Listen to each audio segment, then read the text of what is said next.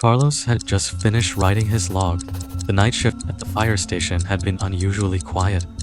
He was about to get up and hand over his shift to the next on-duty captain when he suddenly heard it. Hello. On the other end of the line, a trembling dispatcher shouted into Carlos' ear. A hazardous materials truck had rolled over and exploded. Nearly 5,300 gallons of sulfuric acid were spilling onto the road. The dispatcher's voice broke as he cried out, "It's bad, Carlos. This might be the worst car accident Europe has ever seen."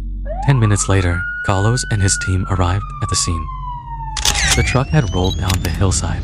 2 victims were found, the driver and his wife, both corroded by acid. As a rescuer called Victor's mother to inform her of their death, to her overwhelming grief, the mother asked a chilling question. "Where is the little boy? He was in the car too. Please tell me my grandson is okay."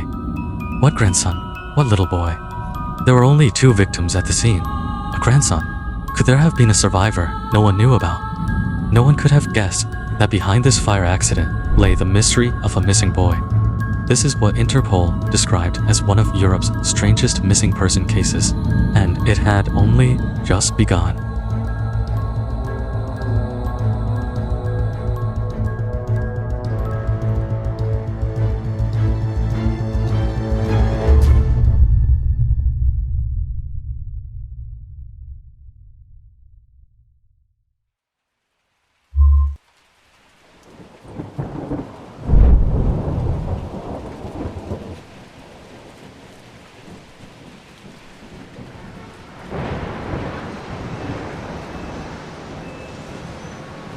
In 1986 Spain, truck driving was tough work, and drivers were in short supply. 36 years old Andres Martinez, born to a dockworkers family in Cartagena, had been on the road since 18, earning his hazmat license by 20. For almost 2 decades, he hauled freight between industrial zones and inland cities, his hands rough and knuckles warped from gripping the wheel. To Andreas, his Volvo F12 wasn't just a truck, it was his family's lifeline. Photos of his son Juan covered the cab, and his wife Carmen always left peppermints in the glove box to keep him awake on long hauls. His wife Carmen worked as a cashier at a neighborhood grocery store, and their 10-year-old son Juan attended a local public school. 3 months earlier, Juan's teacher had met with Andres, telling him his son had exceptional math talent, and suggesting he apply to an elite private school in Madrid. But the annual tuition, nearly 100,000 pesetas, which is around $590 in 1986, was impossible for Andres to afford. He'd begged every freight company he knew for extra long-haul work. That's when he met Mr. X, a man with a murky background, who made him an offer he couldn't refuse. One delivery of private, confidential cargo that would pay half a year's wages. Honest and upright by nature, Andres refused at first, but when Mr. X turned to threats, he had no choice but to accept. This trip, hauling sulfuric acid from Cartagena to Bilbao, passed through the Basque region, famous for its high-quality dairy cows. Juan had been obsessed with farm life since he was little, so Andres had asked his company for permission to bring his family along. After making the delivery, he planned to take them to a Basque cow farm, a surprise for his son, and a way to make up for all the family time he'd missed while on the road. At 7 p.m. on June 24th, the setting sun painted Cartagena's port golden red. Andres checked the tanker's safety valves and seals twice, then patted the fuel caps. Turning to his wife and son, already in the cab, he smiled. "Buckle up, we'll see those Basque cows soon." Upbeat flamenco music poured from the truck's radio. He tapped his fingers to the rhythm, and Carmen hummed along. Laughter and music filled the cab, easing Andre's anxiety about Mr. X's confidential cargo. Little did they know, someone was watching them from the shadows. At 3:30 a.m., they pulled into their regular gas station, El Sola. Before getting out, he told Carmen, "Watch Juan closely, don't touch anything in the truck." The attendant, Manuel, saw his family and joked, "Finally taking time for your loved ones." Andres smiled back, "Taking my boy to see cows, making up for lost time." As he filled the tank, he glanced around nervously. The early morning station was empty, only streetlights casting long shadows. Silence hung heavy in the air. That's when a man in a black jacket stepped out of the station's shadows. Approaching Andres, he spoke in a voice only they could hear. "I want your truck. I'll pay top dollar now, right now." Andres frowned, confused. "Buddy, I'm hauling over 5,200 gallons of sulfuric acid. What do you need this for?" The man glanced at the cab, at his wife and son. "I must have the wrong guy," he muttered, then strode toward a white van parked outside the station. Andre's grip on the fuel nozzle tightened. Suddenly he understood the real meaning behind the man's words. Andres finished fueling quickly, paid, and hurried back to the cab. The moment Andres opened his door, the passenger door swung open too. He climbed up and looked into the cab just in time to see that same man in the black jacket pulling himself in from the other side. Cold eyes fixed on him, a vicious look on his face. Their eyes locked for a split second before the man lunged forward, grabbed little Juan, and bolted toward the white van parked nearby. Andres froze in shock, then jumped down from the cab and gave chase, but the man was fast. Before Andres could take more than a few steps, the van's engine roared to life. As it sped past him, Juan screamed his father's name from inside. The man in the black jacket leaned out the window and shouted, "Give me your truck, or I keep your son." The moment Andres threw the tanker into gear, his focus locked on one thing, the white van up ahead. The heavy Volvo F12 roared to life, tires screeching as it shot out of the El Sol lot. The van was already pulling away, but not escaping. It stayed just far enough ahead to be seen, almost like the driver was taunting him. So did the man in the black jacket want the truck? Or the cargo that Mr. X gave to Andres?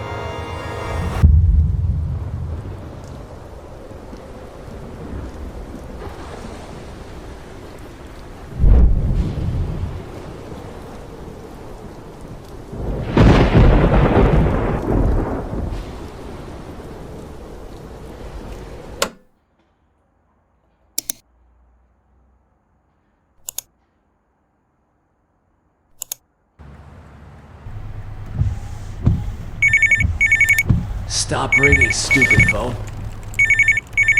Where is it? Why are you calling me right now? Driving. So I just got word from the rat. The shipment is gone. Completely gone. Gone? What do you mean gone? Are we talking about that?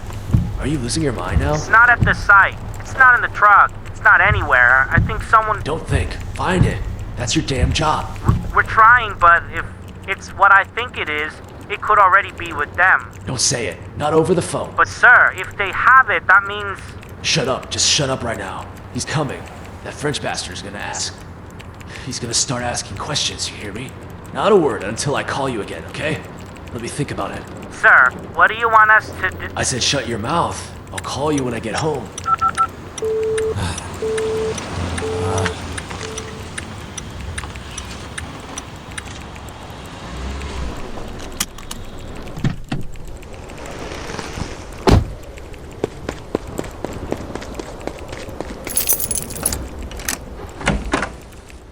Mr. Mendoza, what are you doing out there? It's so raining. Shut up, Maria, not now.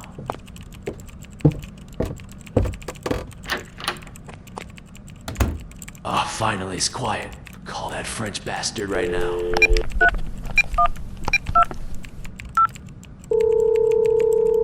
Come on, pick up.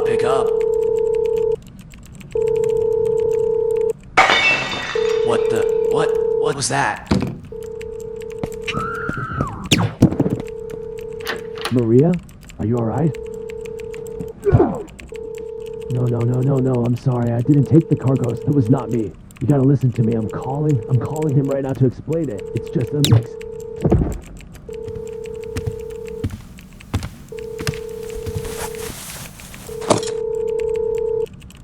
Yes? Boss, the job is done. Good.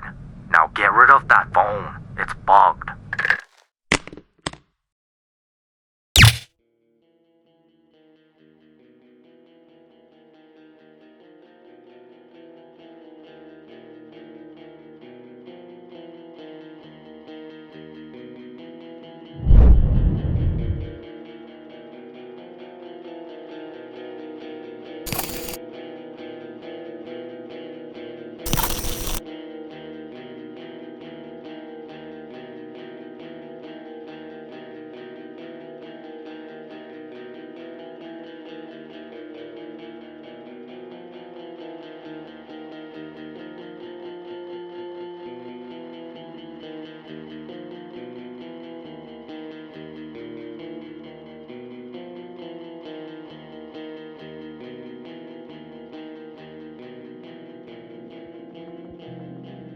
Rodriguez contacted the director of the National Forensic Institute right away. He asked whether a strong chemical agent could completely remove biological material within just 2 hours. The director's answer was firm. In theory, such a reaction could damage soft tissue and bone under high heat, but it would still leave calcium and other trace elements. It would take far longer than a few hours. That ruled out the dissolved on site by chemical theory. It meant the boy could still be somewhere out there. He deployed 20 officers, 3 trained dogs, and a helicopter to cover a 10-kilometer radius around the crash zone. But nothing turned up. No pieces of clothing, no signs of the boy's belongings. Only a damaged child seat frame remained in the cab, as if he had simply vanished. The case hit a wall until several witnesses came forward with the same story.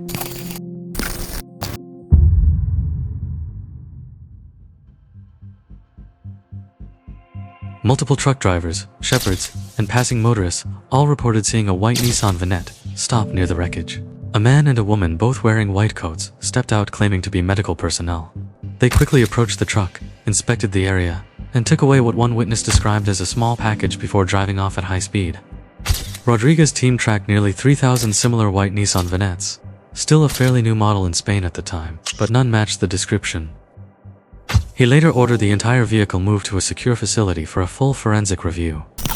What that inspection revealed would stay with Rodriguez for the rest of his life, and keep him returning to the crash site year after year, searching for closure. During testing, they detected trace residues of a controlled substance on the tank's inner wall. This finding suggested the vehicle had been used to transport or conceal illegal cargo, possibly under pressure from a larger network. What began as a highway accident was now turning into a full-scale criminal investigation. Further analysis revealed that the tanker, driven by Andres Martinez, had been carrying hidden compartments containing roughly 23 kilograms of restricted material. The operation was traced to a network connecting suppliers in North Africa and distributors in Western Europe. Records and intercepted communications indicated cross-border coordination involving contacts in France and Morocco. Investigators later confirmed that the shipment originated in Murcia, passed through Spain, and was destined for delivery in France, making it part of a wider smuggling route spanning at least 3 nations. With an estimated street value of $3 to $5 million in 1986, it quickly became a top priority for international law enforcement. All the clues pointed to a possible smuggling case. But where was Juan? Could he still be alive? At that moment, Rodriguez had no idea this disappearance would remain unsolved for nearly 30 years, until 2015, when investigators finally uncovered a potential lead to Juan's whereabouts.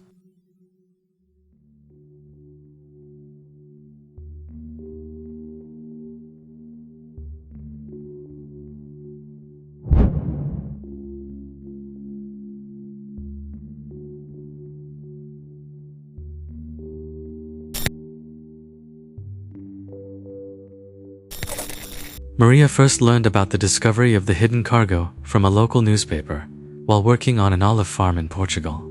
To cover the cost of printing flyers and hiring a private investigator, the 63-year-old woman picked nearly 20 kilograms of olives each day for just a few euros.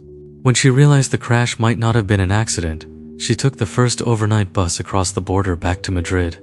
When she reached the police station handling Juan's case, she discovered the lead inspector had already traveled north to pursue new smuggling-related leads. So Maria waited on a bench outside the station all night.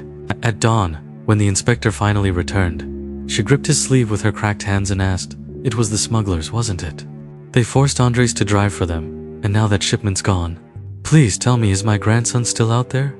For years afterward, Maria continued her search across northern Spain and the Portuguese border, handing out flyers that slowly faded from color to yellowed paper.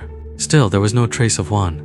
In 2008, at 83 years old, Maria saw a TV segment about Programa Fenix, a collaboration between Spain's Guardia Civil and the University of Granada that built a national genetic database to help reconnect missing persons with their families. She took her cane and went straight to the Civil Collection Center. Staff hesitated when they saw her trembling arm, but she insisted. After the sample was taken, she laminated the receipt and kept it in her pocket beside Juan's photo. Time eventually weakened her body, but never her determination. In 2012, Maria passed away quietly at the age of 87. But the police finally uncovered a potential lead to Juan's whereabouts. 3 years later, in 2015, investigators found human remains in the mountains of Guadalajara.